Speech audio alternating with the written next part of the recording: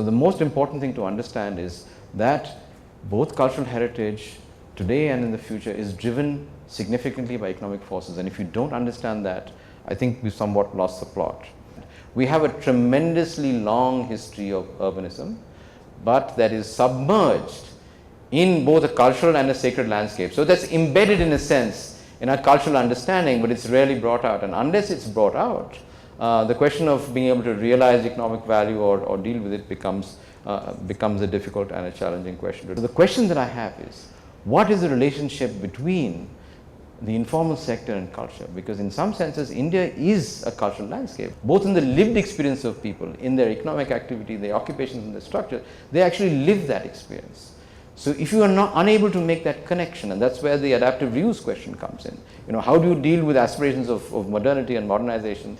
The figure and the ground are crucial, where our culture is and how we are changing. I mean, the most fundamental change we'll see in the next 20 or 30 years is a transition from a rural agrarian economy to an urban ? Is it post-industrial? What kind of an economy? That's the central question that we have.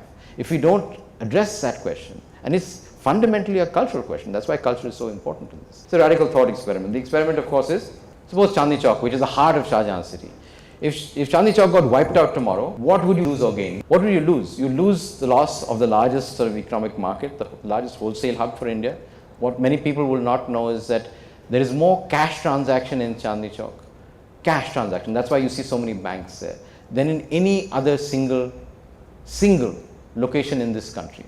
Because pre-colonial systems of exchange are still very, very active. It's one of the largest wholesale markets in this part. It's the second largest paper market that 10% of the cloth transactions happen there. It's one of the biggest employment centers in India. And of course, it houses 0.2 million people. If you lose that, you lose all of this, which is very substantial. It's not recorded because the cash transaction is the black economy. It doesn't sort of appear in the white. What would you gain? You would gain 450 acres. Okay, of course, it's very valuable. The economic value of that would be in many, many tens of crores per acre. That's the trade-off at one end. The intangibles that we were talking about, the UNESCO site, the built heritage, famous culinary district, I think, Delhi would not be the same. And of course, questions of identity, which, we underplay the question of identity so critically. The last 20 years, most of the serious contests in India have been about identity.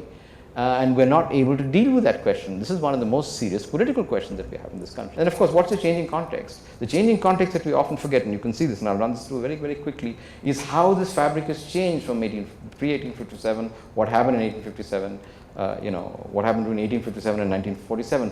The sort of ethos of what was built, the challenge of partition, which we've completely forgotten, which is written in literally every street and many mohallas of this thing, which is a critical historical fact that we do not talk about in this country. It's only in the last 10 or 15 years that literature talks about it. And then finally, the question of economics. You're saying, okay, we can get rid of this. We can either make it a heritage zone and sort of freeze it in time, or we can we can take it into something else. So I took that as an example because when we take these somewhat radical examples, it gives us a sense of how you can deal with these questions. The operational thing, of course, on the economic side is, this is the very complex ecosystem of trade that you find there, very complex set of relationships that are there. You can see it in a whole range of people.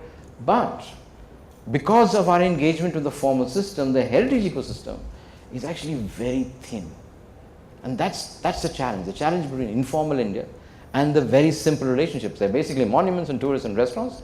And it has nothing like the complexity of what's actually happening. If you look at how that area is managed, it's immensely complicated.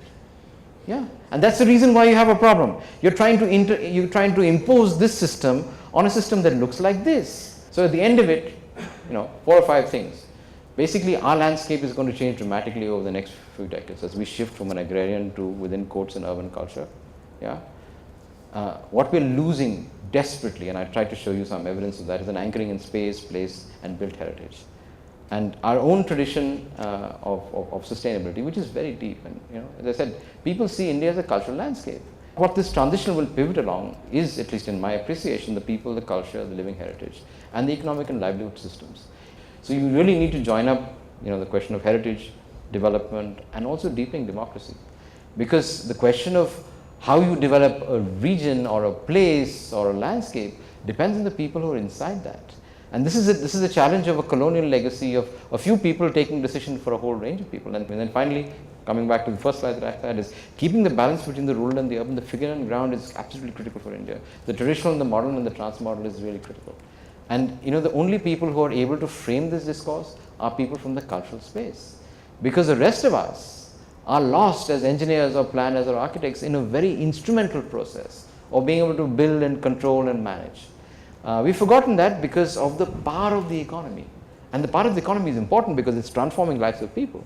And if you do what China did, you would actually in one and a half generations move 300 million people out of poverty, but you would move them out of economic or food poverty, but you would create an immense poverty of spirit and culture, because everything that would have underpinned that would have been gone.